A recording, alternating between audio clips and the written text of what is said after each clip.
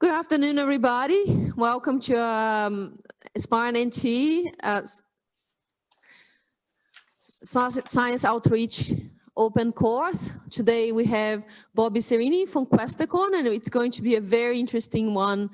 I think we're going to go a little bit out of the NT for some examples. It's great for our students to have a science communicator, someone who actually has studied and have a career on science communication talking to us today.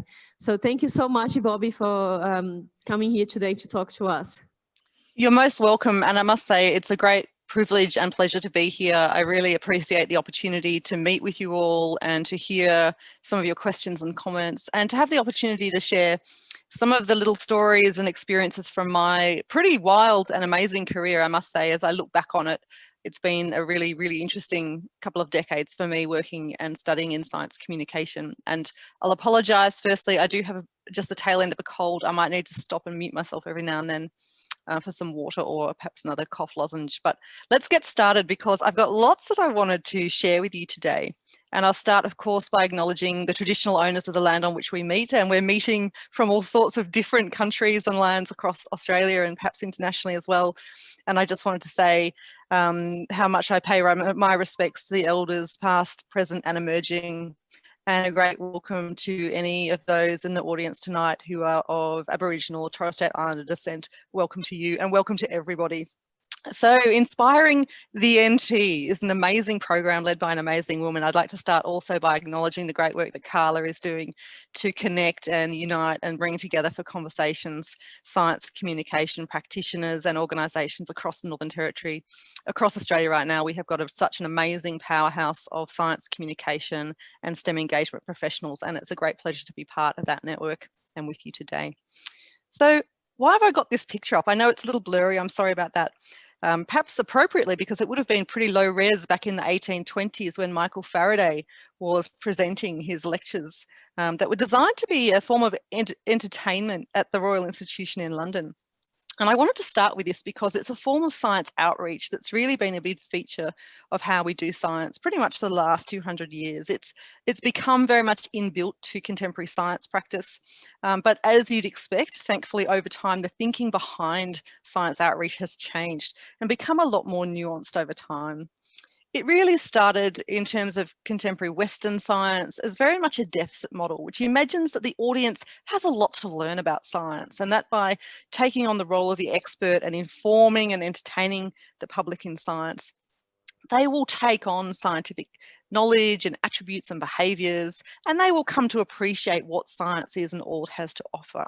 Now, if you follow the science communication literature, you'll know that that's not quite how it plays out in real life. But this deficit model does remain a feature of science outreach and science communication. It does have its uses. It can be very useful under certain circumstances, and we'll talk about that a little bit more as we go. But I wanted to just comment on that sense of science being above the ordinary lives of ordinary people. And this original model for science outreach really came off the idea that there was a single public. And what we know now, of course, is that there are many publics, many different audiences, many different participants, many different stakeholders, many different players. And they all come to bear on what we consider to be contemporary science outreach today. Science popularisation of this sort, the Faraday sort, is just one subset. Often very spectacular, very much phenomenon-based, demonstrating amazing electrical signals inside biological specimens, surprising demonstrations, a lot of wow factor going into demonstrations like this. And it contrasted with inReach, which is really the art of scientists communicating with one another. So we do have more nuanced models of communication now. The deficit model is given away to much more two-way exchanges of information, to dialogue, to citizens fundamentally driving and participating in the scientific process and being part of that decision-making environment where science is authorised to take place and funded. Again, more about that later. And so when we look at our publics in science communication and outreach, it's really essential that we understand how people create and bring and contribute meaning in different ways when they're engaging with us, when we're engaged in science outreach with them. and pathways of communication need to remain open, flexible, fluid, responsive, and really respectful of the various and hugely diverse perspectives and cultures that people bring to bear. Interestingly, and I'm sure many of you have actually experienced this, tensions have always existed between doing science and communicating science. And some of you who are in research careers or have worked as scientists will know the pressures. Academics like Merton have described that science has behavioural norms, and there are certain elements of the practice of science, such as it being universal or communal or disinterested or organisedly sceptical. This idea that, in fact, it's quite dichotomous, that it's hard to be disinterested when you're passionate about science. It's hard to be communal when you're trying to be the first to publish something.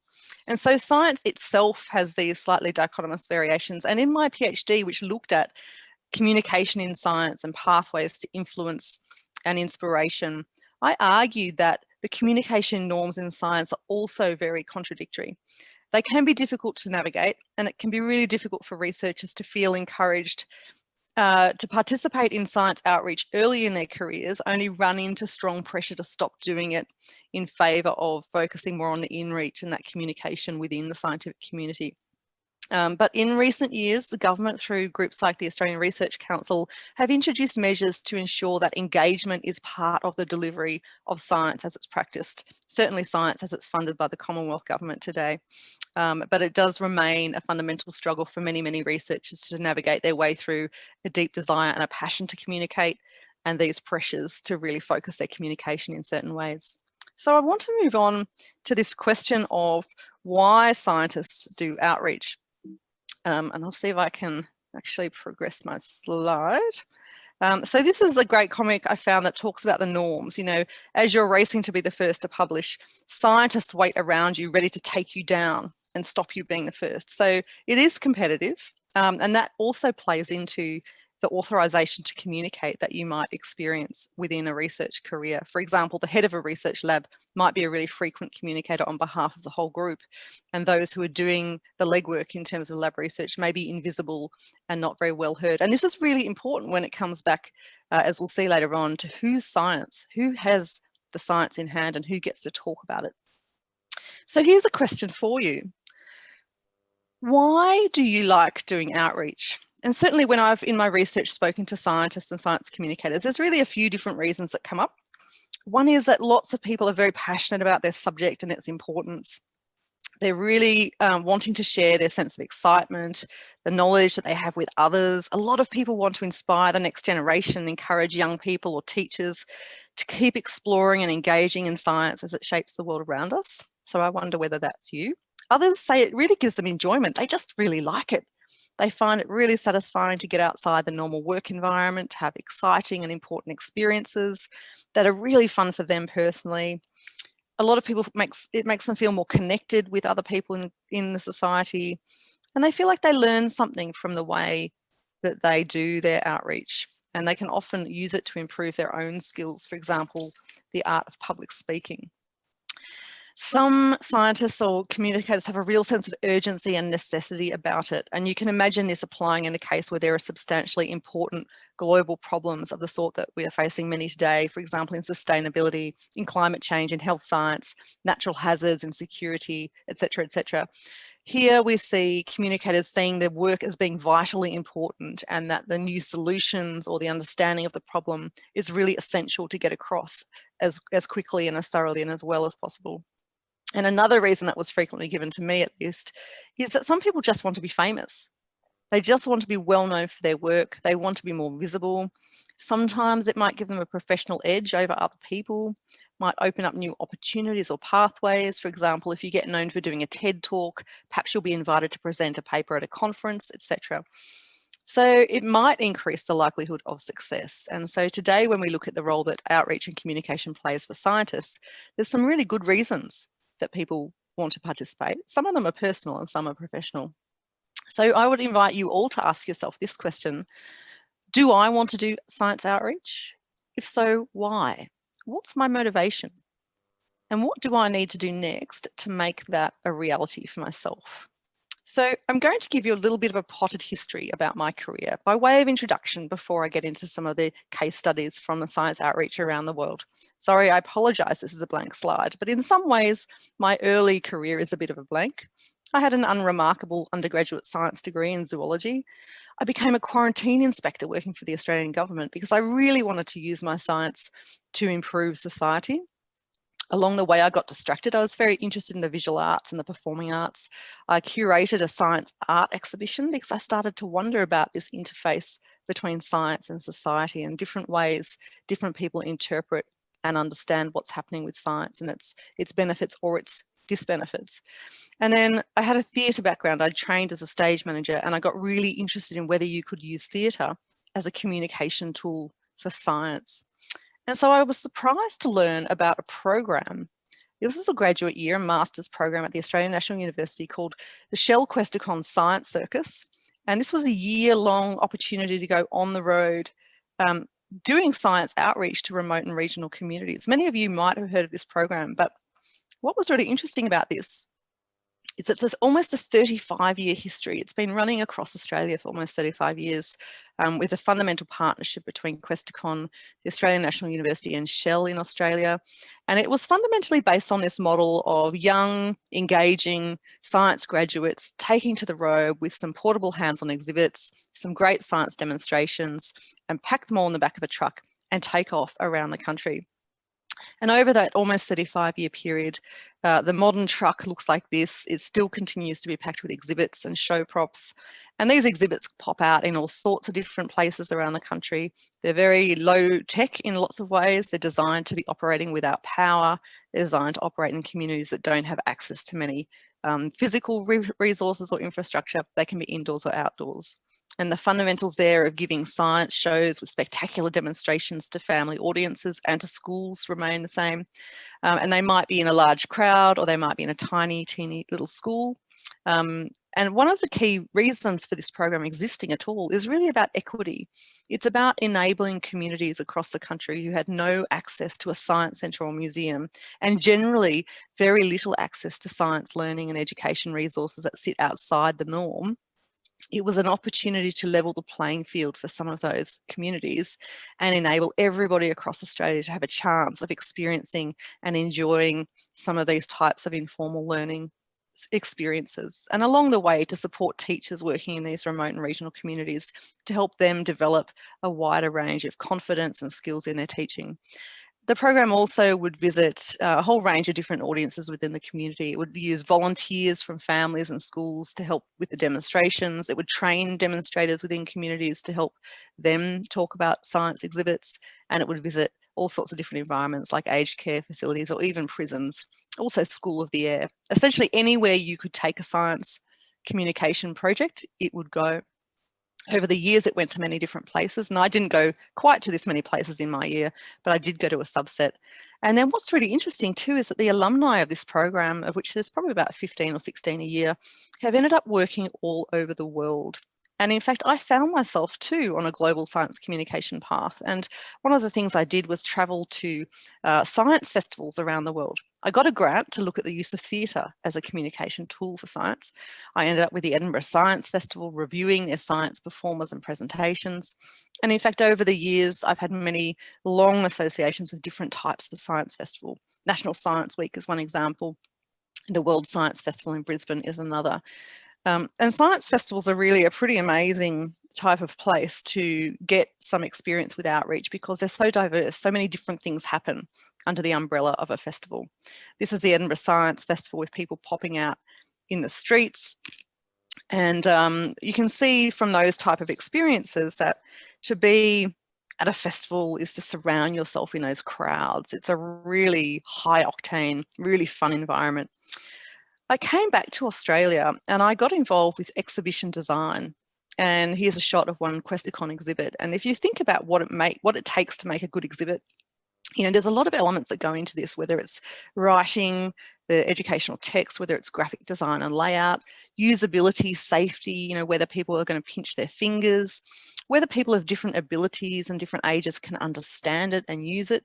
You know, it's a really fascinating world, and I really fell in love with exhibits and exhibitions as a result. But As is the nature of early career science communicators, I had several different jobs. I also worked in broadcast TV for a bit. There was a program on television called Totally Wild Science. It was funded through the CSIRO. So I worked for CSIRO for a little while. And, you know, I'm sure many of us have been inspired by broadcasters, but it is true that broadcast methods of communicating science have just got huge appeal. Not only do they reach millions, but the quality and the nuance inside those programs can be really remarkable. And here's a shot of David Attenborough. I'm sure I'm not the only one in this room to have been inspired by the great communicator that he is, and he continues to do so to this day. And I did interview him during my research, and he frankly expressed a lot of surprise that he'd ended up where he was. But one thing that was really clear was that he's passionate about meeting his audience in their imaginations and in helping share the realities of the world with them. And I wanted to highlight this point because underlying most of science communication through outreach is a form of storytelling. It can take a lot of different shapes, but storytelling is critical, and I'll tell you why in just a minute. So I got involved also with some large campaigns like the UK's National Science Year campaign. I got involved in mass participation experiments, and I designed one that saw 1 million people jump up and down at the same time at 1 minute of one day in September back in 2001. The giant jump was really remarkable for trying to really harness the energies of science agencies like the British Geological Survey, schools across the country, and various experts who would help young people to make predictions about what might happen when we all jumped up and down at the same time. It was a lot of fun. And moving on, I came back to QuestaCon, where not only was I looking at exhibitions, travelling exhibitions, but also at the business case for expanding something like a museum. In QuestaCon's case, was built back in the 1980s. The building sees many hundreds of thousands of visitors a year. It's really quite crowded for a number of those days during the year. And we were looking at how we could build a case. But while science centres and museums act as a great magnet for visitors to come to them, they also do play this important role of taking stories of science out on the road. And that's where this element of travelling exhibitions comes in. This is an exhibition we've produced at QuestaCon recently called Born or Built, Our Robotic Future. And what it does is explore issues at the leading edge of robotics and AI. It encourages you as the audience to tell us your story. What values do you place in AI? What concerns do you have? And how might these technologies intersect with our lives as we go into the future? Some forms of science outreach pose more questions than they answer, and I really like that as a method of approaching the outreach question. I went to do my PhD after some time in the Science Centre world, and I did a lot of interviews with scientists. I encountered a lot of interesting events. This is actually a crocodile dissection that took place in the NT a few years back, just as I was finishing my research. And I really found it fascinating that so many people working in science love to communicate. And they really love being able to take the complexity of their work and bring it into a public forum where some of its magic and interest can be revealed. And I was just doing a little bit of teaching, etc., etc. I ended up freelancing and doing various science things. I got very interested in science film. I did some documentary film training somewhere along the way, and then really started exploring the moving image and its power.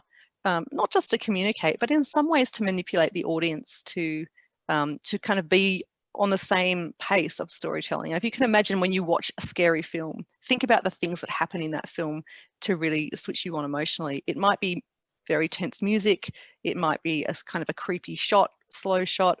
It might be a sudden startle. But film has this great power to change the way we feel and change the way we quite literally see. And in film applied, in this case, to the outside of QuestaCon, this is really outreach in a visual form to the millions of passers-by who come through past the building during our annual light festival in Canberra. So we'll skip over that image here. Making some short films, getting into some multimedia events that brought together scientists and technologists from around the world. This is a film called I, Robot, that played as part of a multimedia event called Robot World Live. And you can see here on the right, I'm talking to one of the university experts with a robot connected to a researcher in Japan. And so for me, this was about finding ways to have conversations in a global science context where science no longer operates at a small scale it operates in a complex, multidisciplinary, multi-team way. And so today, when we're communicating science, we often have to think about whose voices are going to be heard in this story that we're telling. I also went and I worked for Geoscience Australia. I ran their film and 3D data visualization function for quite a while, looking at data visualization and telling the stories of surveying, geological mapping and other aspects of their work. And this became really important when Malaysia Airlines flight MH370 went missing. That terrible experience meant that a huge part of the seabed had to be mapped, and very remote parts that had never been mapped before. And so it was in that moment of immense crisis and the many months and years of searching that have followed since, to me, that importance of the scientific work really hit home. But the challenge was trying to take what was technical data and the way it was presented for internal inreach or internal communication, and translating that for a public audience that was so desperate to know what was being done in the search for this missing airplane. So going on, I returned back into government at Questacon, working on the Inspiring Australian Network, which is how I ultimately came to meet you here today. And that network really exists with interlinked nodes across Australia that link to regional nodes in their regions and states. And ultimately across Australia right now, we have a terrific science engagement network. So I will stop there because I want to talk a little bit now about what this makes me feel. So over 25 years or so, it's made me realise there's never been a more important time for science communication. Bushfire science, energy, health science, vaccines, artificial intelligence, engineering better systems and better solutions and better processes to help solve these global problems. It's absolutely critical that we get these kind of global problems right, and the big issues are communicated in a way that helps people to navigate their way through it. We need to get it right, or at least as right as we can. So bringing the communication and the conversation into all of this is really mutually beneficial. When we bring society into our conversation about science, I think we get to understand the lived reality. Science in the lab is not the same as how science plays out, its impacts on people's lives. For example, vaccination really reveals the complexity and the diversity of responses to what some of us might see as a really pretty straightforward technology, straightforward science, although it can be very complex, as we know with the COVID vaccine search. But not everybody values it in the same way. Not everybody trusts it in the way that we might. And by interacting with people and trying to understand where they're coming from, we might make ourselves better communicators, and we will probably also make ourselves better scientists. So I want to just pose two questions here, which is, when you think about an audience, as I said, storytelling is a really key part of science communication and outreach, and every story only survives if it has an audience that listens, responds, reacts, and participates in that storytelling. So two key questions are: who is the audience? We know of society generally, audiences are diverse, they're already informed, they're very knowledgeable, very opinionated, they bring their own values, they've got questions, observations, insights, and they also have expertise, whether that's in their own life, in seeing how different domains play out, or in their lines of work. Everybody's got something to bring to the scientific story. The next most important question is, where are they? When we reach out through outreach, whether it's digital or physical, it's about reaching out in ways that focus on the needs of the people we're going to, and having the flexibility to fit in with their local and individual context. A story that's told in someone's language is always going to be more powerful than a story told in English to someone who speaks English as a second language. And there are many other examples of that.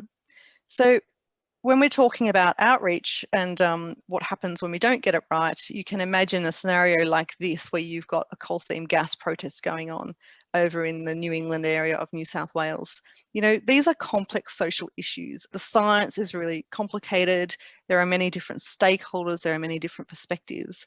And when you're going to do outreach into communities like this, you're going to have to take into account lots of different dimensions. How receptive is the audience to the story you think you're telling them? Do they have things they want you to know about this story?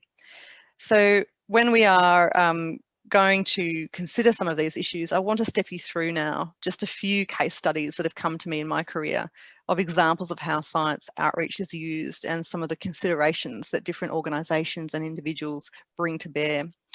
So outreach, particularly for young people, I'm going to talk about, I'm going to talk about this guy, Corey Tutt. So Corey Tutt is this fellow in the right-hand corner. He's a 2020 New South Wales Young Australian of the Year. And if you don't know of him, he's a really interesting guy. He runs a program delivering early learning and science STEM resources into remote and regional Aboriginal schools and communities. He himself is an Indigenous fellow, and he plays a really important role in creating opportunities for young people in the communities he goes to. So for young people, sometimes the effect is about access, as in the case of Deadly Science. Sometimes it's about being able to see yourself in the person who's coming. You might know that in many outreach models, the idea of the presenter being a role model or a mentor is really strong. And we see this in national programs like Science and Maths Professionals in schools. But essentially this idea that when you meet inspirational others, that you can become what you see because you've seen it in action.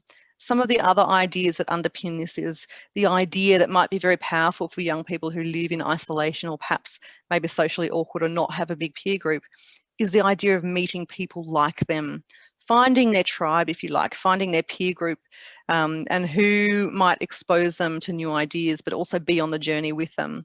And in my research, I met lots of famous scientists, including David Suzuki, who really reflected on this experience of meeting people like him as a young teenager and what a powerful effect that had. So moving on, this is a photograph from one of Questacon's programs called Engineering is Elementary, and teachers are a really important outreach audience for us.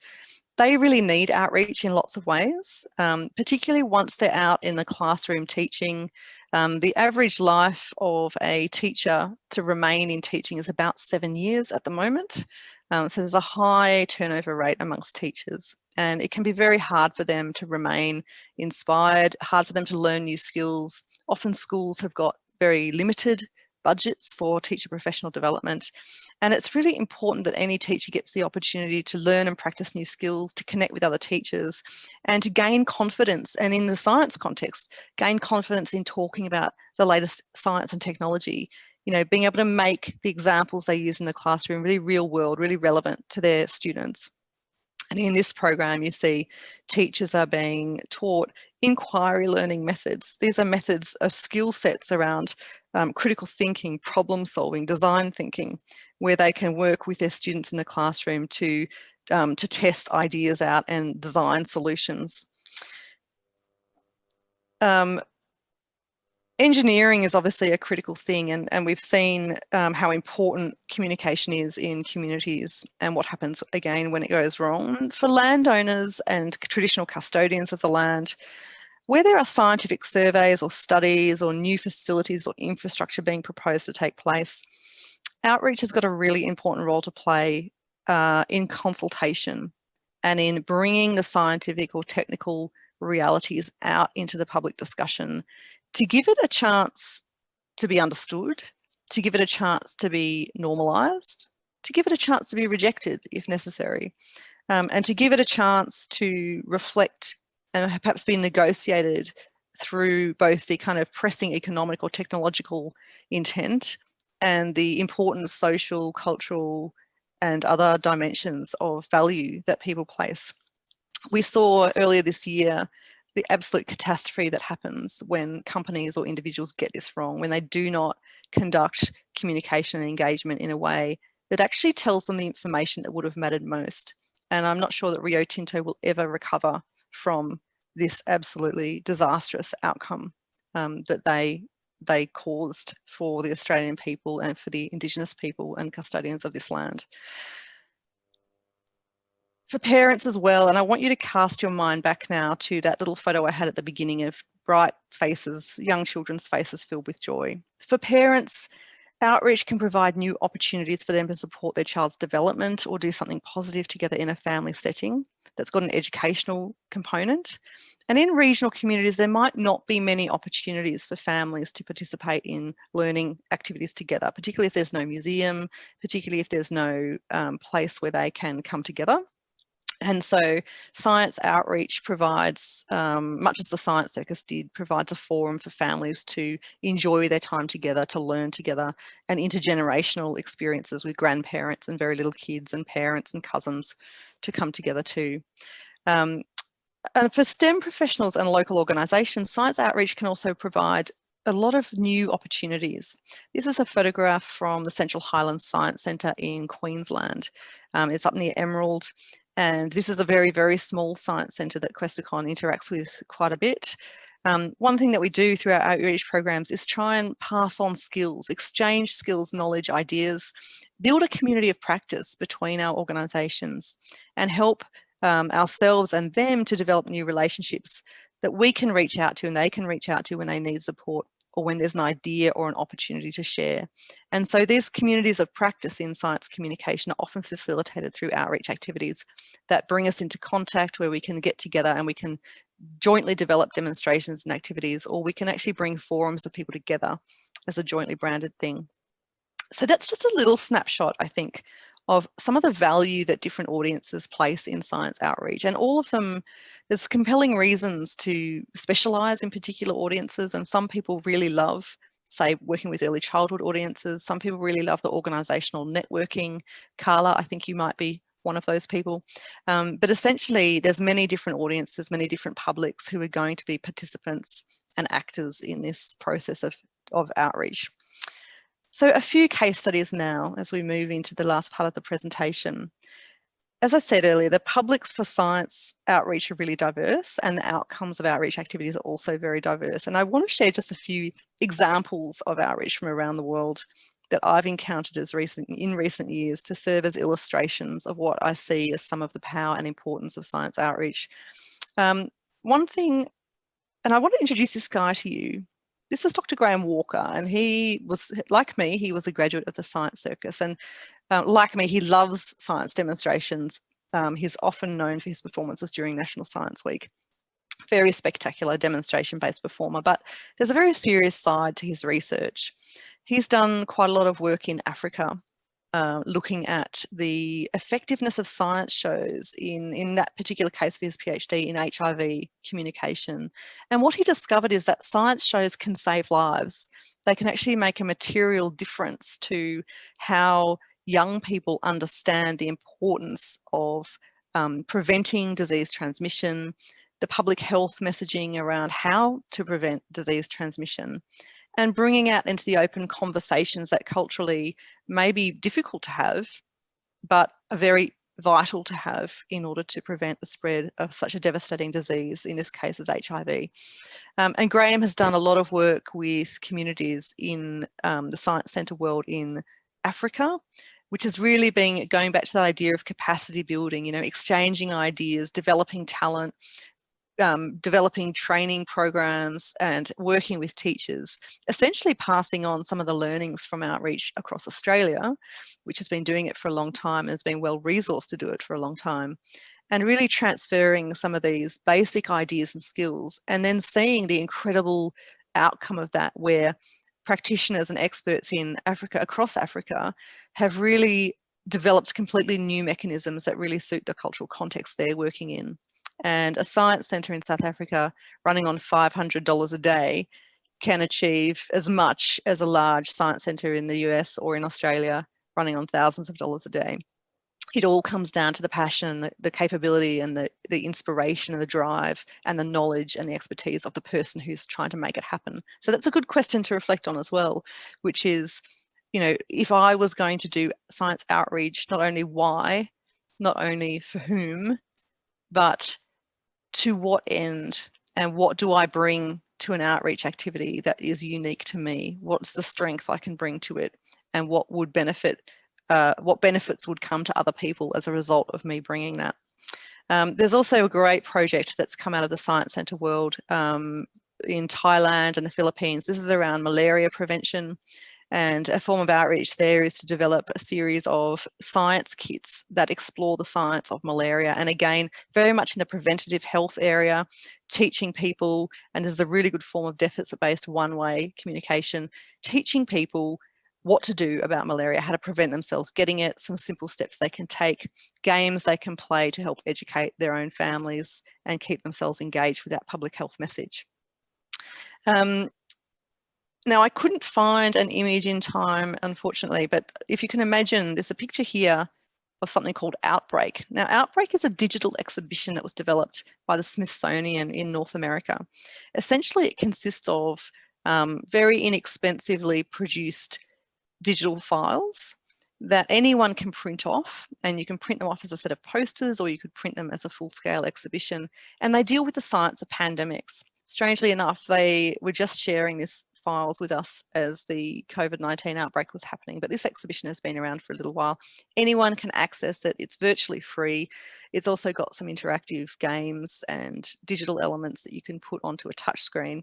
And so by producing these new models based on traditional forms of exhibition, these new forms can really accelerate simultaneous communication and engagement around what's a really important issue. In this case, it's outbreaks and it's pandemic science.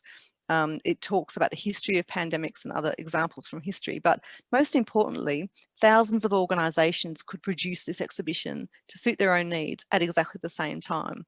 And as this COVID-19 pandemic rolls around the world and continues to grow in terrifying proportions, the value and importance of these new forms of communication, I think, are becoming very clear to those of us who work in the science communication field. Science, of course, is constantly changing, and there's lots of knowledge and different options available to us. Science is famous for its, well, in some fields, fast acceleration and development, in other fields not so fast, but there is, generally speaking, in science communication as well, to keep pace with science itself, continual evolution, iteration, invention and creation of new material. And that change in communication models is really vital to how science is taken up, applied, valued and seen. And again, National Science Week really is a fantastic thing. I encourage everybody to be involved in testing out their ideas during National Science Week. It gives you a forum to test out all kinds of new ideas in communication. No idea is too big or too small, as any of us who've been in science communication can attest, or have been in National Science Week can attest. It ranges from small, tiny events inside a school to shopping centres, to professional theatre shows, to travelling exhibitions, to media campaigns, social media activities, pretty much anything and anything science communicators can dream up. Contribute to National Science Week is essentially a melting pot and a place of genesis for all sorts of new ideas. Anyone can participate, any audience can be met, any place can become a venue for science outreach under Science Week. And it makes the sheer depth and breadth of all that we do know, think, much more visible and much more accessible to many more audiences. So I would encourage everyone to get behind National Science Week if they haven't already. And there's often grants that are associated with that to help you test out those ideas. And Carla can give you more information about that, I'm sure. So another really important one, and this was a National Science Week event from a few years ago, and it's taking place in a botanic gardens in Western Sydney. And you can see here puppet dinosaurs and lots of children rushing up to it. This was a botanic gardens in the western suburbs of Sydney, where there's very little by way of STEM infrastructure. There's not a science museum, the university campus is miles away. But when they advertised that they might be having this event, 40,000 people registered that they were interested in attending. People were jumping over the fence to get in on the day. Luckily, 40,000 people didn't show up. They didn't have capacity for that. But it just goes to show how important offerings like this can be in communities where there may not be much, or it may be too difficult for them to participate in what is there. So think local. When you're thinking about your audience, you're thinking about how to have an impact. For me, it is about how do you make magic? How do you make meaning? How do you bring value to people's lives? What's the return for the audience on being part of your outreach initiative? And so bringing our institutions out really helps us to take to new partnerships and a different quality of relationships with organisations and our publics. You know, something around moving beyond that traditional model of deficit, which sees, and in the community engagement sense, I think perhaps in the past when organisations have created outreach programs, they've seen that communities they're going to have got weaknesses. They do have a deficit, you know, they don't have an infrastructure, they don't have a program, they don't have experts on hand. And so there's been a method of really sort of understanding that we're going to develop this outreach offering here, and we'll take it. We'll take it in exactly the same format all over the country. And that would have been true of the Science Circus a decade or 2 decades ago. But what's really fantastic is this understanding now that we have around the importance of local geographies, the sense of place that people have, and the strong connections and relevance of contextualizing outreach activities to who the audience is, where they are. And so our model now at QuestaCon is increasingly in the space of collaborative co-development. We look to achieving collective impact. We want to understand who else is there before we go. We want to discuss what we're doing with them and shape it according to what they're already doing, where there might be a gap where we can contribute something powerful and support them to carry on, because ultimately every community, its investment is in staying where it is, by and large. Our investment is in bringing something that's helpful to that community so that it can live on within the community, led by local people. And this is really important because when we get to things like our invention conventions, these are programs that engage young people in the design thinking and invention process. It's really critical that young people in remote and regional areas have got access to mentors and role models who are local to them. It's not very good if we just bring people in and then take those people away. We want lifelong relationships with STEM. We want them to feel connected and part of the local enterprise. We want them to have a job, and that means building connections in their own communities that might enable them to keep following a pathway that might be inspired or sparked through the outreach program, but actually needs to be developed and strengthened and supported in an ongoing fashion by the people who are there, the experts in the community. And whether that's a local innovation hub, whether that's a local employer, whether that's a TAFE or a college or a regional university campus, whoever it is, they've all got a role to play in making the outcomes of our particular programs much more meaningful, much more valuable, and much more long-lived. I just wanted to share some examples. This is an escape room, a cancer-themed escape room that's been developed by Dr. Ken Dutton-Register, who's based out of Queensland.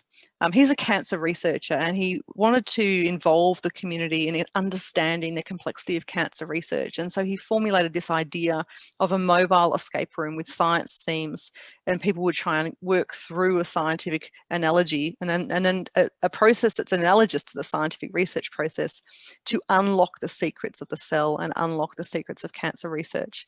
And this idea of research going on the road, but bringing itself into a format that's very fun for people to participate in, that's got a lot of great science inputs, but framed within this this quest, this adventure, this search for interest and knowledge, has been really powerful. And another example, and again, I apologise, I don't have a photograph, comes from Maraikan, the Museum for Emerging Science and Technology in Japan. Maraikan has a number of science research labs co-located in its building, and those researchers conduct research in all sorts of areas, whether it's human-machine interfaces or whether it's cognitive psychology, whether it's new materials. But the Science Museum becomes a vehicle for the public connecting in to that research. And that's really important, because decision makers and policy makers are informed by public attitudes and opinions if they can gain access to that data. And something that we've been doing recently is to build into our exhibitions these ethics kiosks, which ask you as a visitor, it asks you what you think. You know, would you want your child to be taught by a robot teacher? Would you trust a robot surgeon to operate on your heart? A whole range of questions like that that help you as an individual work through how you feel about some of these emerging areas of the technology and the science. There's no right or wrong answer. It's how you feel that we're interested in. And when you aggregate the data from thousands of people in Canberra, in Queensland, right across the country as this exhibition travels, suddenly you start to see emerging a really powerful data set that captures something about how the Australian people feel about AI and emerging technologies. This can be incredibly useful and incredibly powerful as an informant to public policy. And that idea of science outreach actually playing a really fundamental and important and exciting role in the development of government policy. It's a relatively new idea or a new implementation for us, but we've already seen really strong interest and uptake from some of our government policy stakeholders. Now, I'm almost at the end of my examples and we've got time for Q&A, but I wanted to bring you into this question of whose science is it? Going back to some of my earlier comments. Science is a human endeavour. In theory, it belongs to all of us. In theory, all of us can participate in it. But we know that in reality, that's not how it plays out. We know that the new practices of science are really interdisciplinary, and in science communication, we need to be that way too. Science outreach needs to be interdisciplinary, multilingual.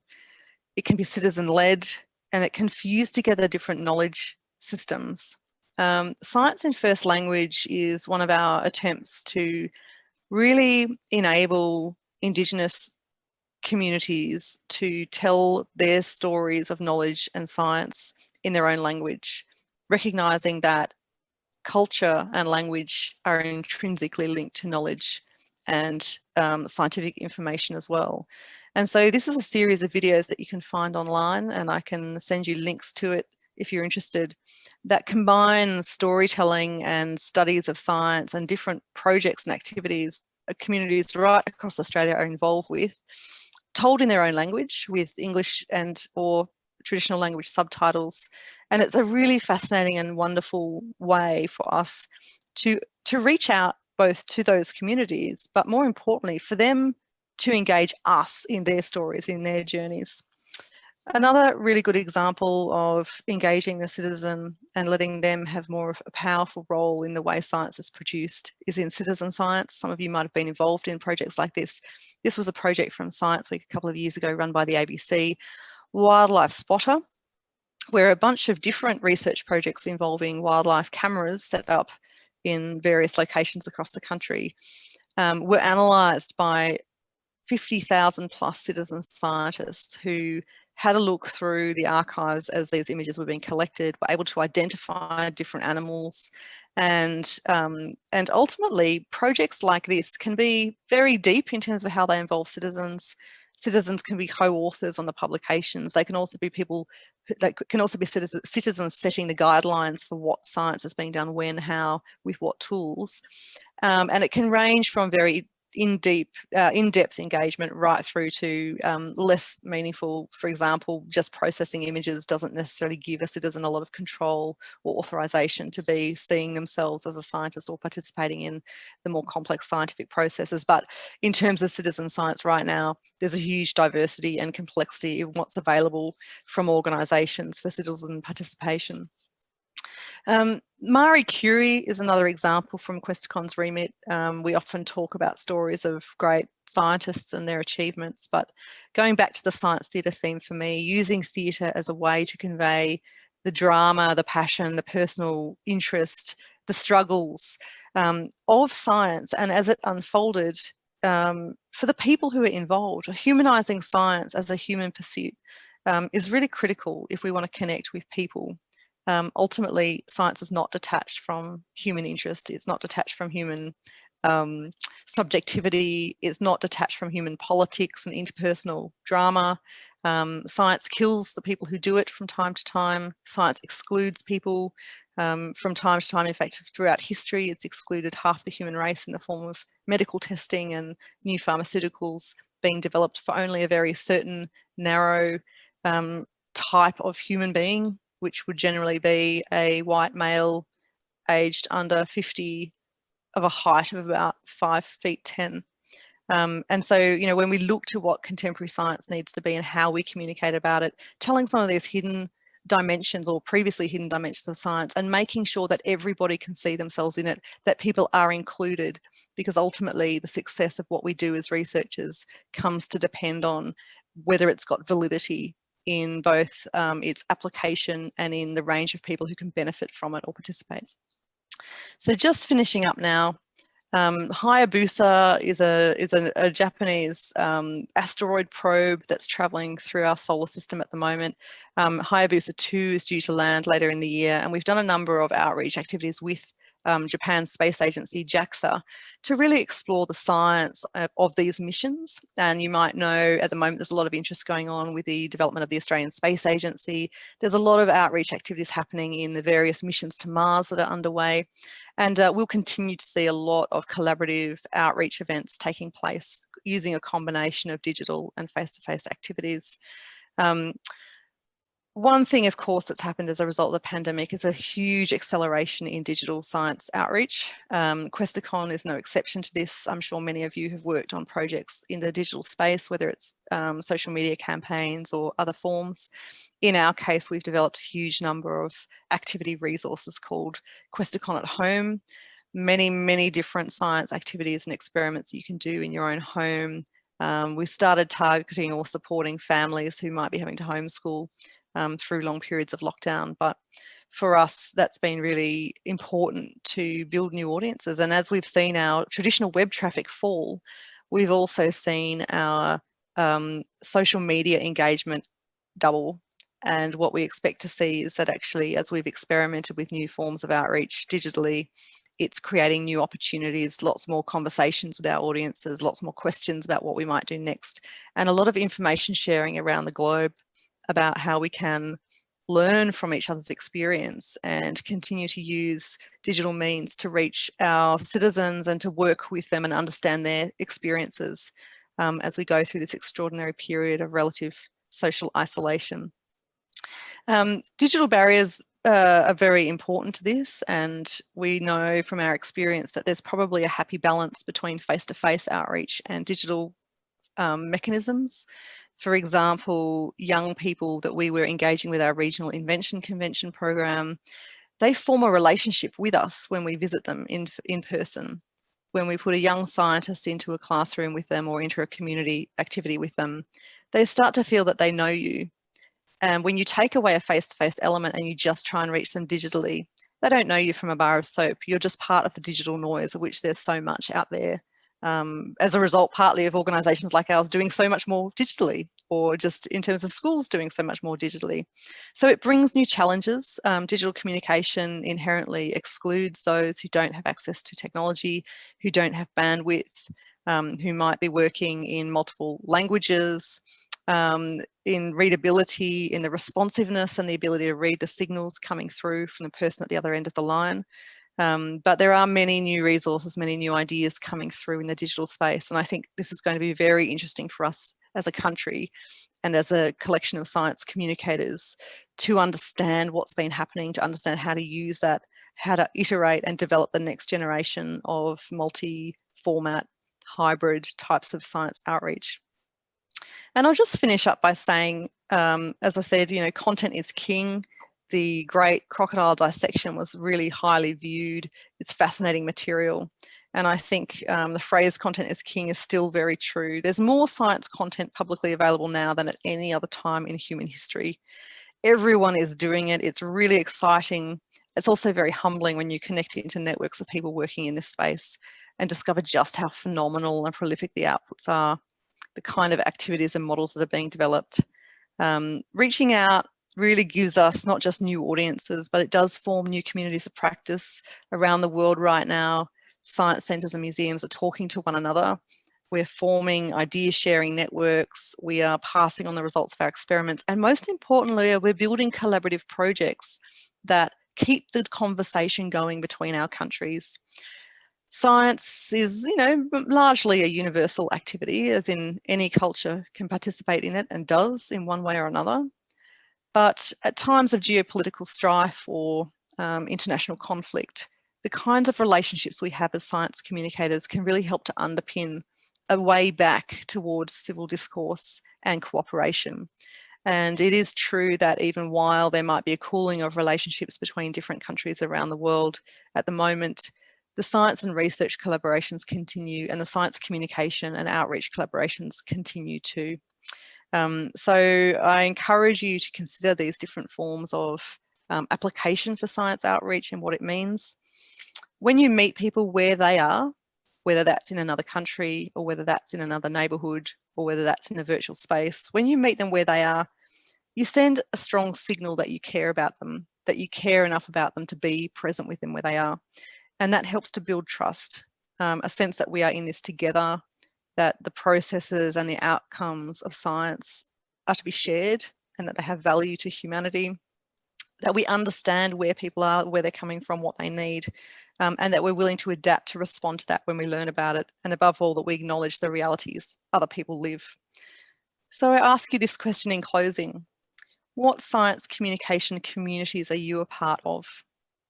When you look around you into your networks, whether it's through the university or through science communication activities, whether it's through your interests or your hobbies, what communities are you part of? Who can you work with to do it better?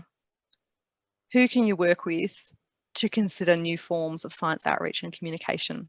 And I hope you all get to find your tribe as you go on to the next chapter of your science communication journey. Thank you.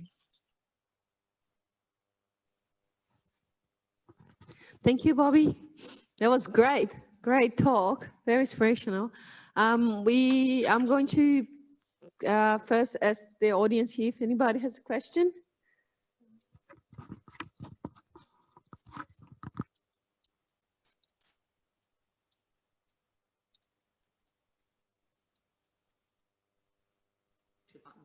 Oh no, don't push it. Okay. I've been pushing the button every week and wondering why the microphone never works for me.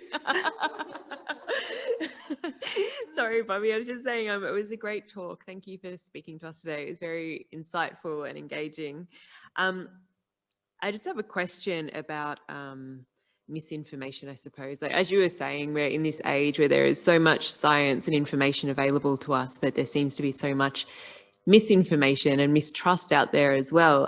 As a science communicator, what do you think is the best way to overcome some of the misinformation or to get through to people and try to, I suppose, share what the truths are with them or open their minds to another way of looking at whatever the issue is? That's a really great question, and there's a ton of research happening at the moment into trying to answer questions like this, because obviously we see play out all around us every day the consequences of misinformation. It can be incredibly dangerous in terms of human health and well-being at the moment, but generally, we also know from the research so far that simply telling people they're wrong and that this is the truth and you should just go with it simply doesn't work.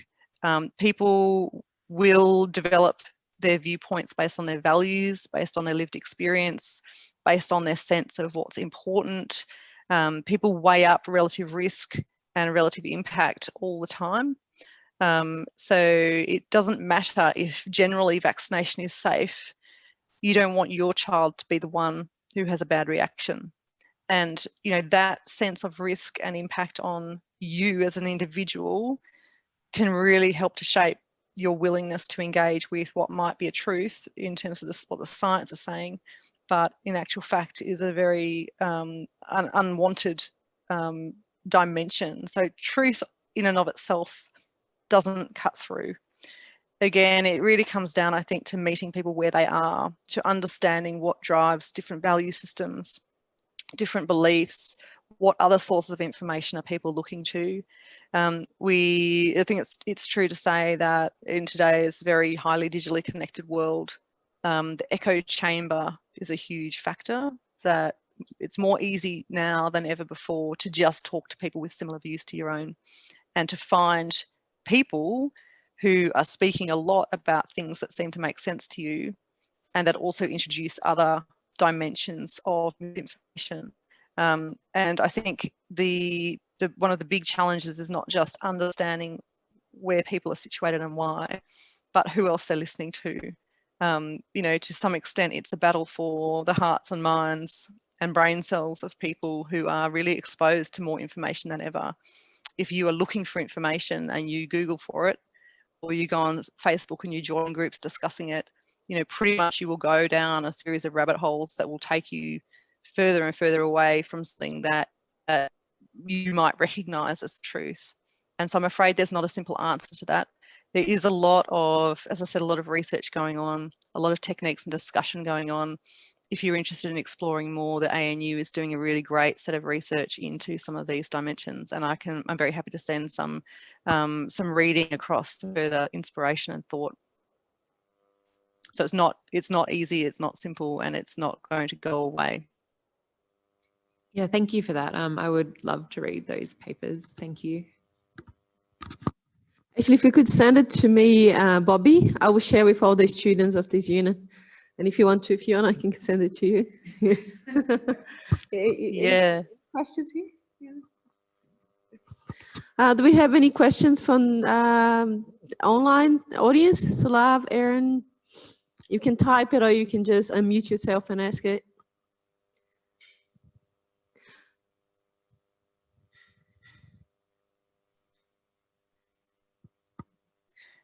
Right. In closing, I've got one more little thing to share, and it is that, you know, a career is what happens to you when you go around doing interesting things. It was a great bit of advice that I was given, and it's certainly been true.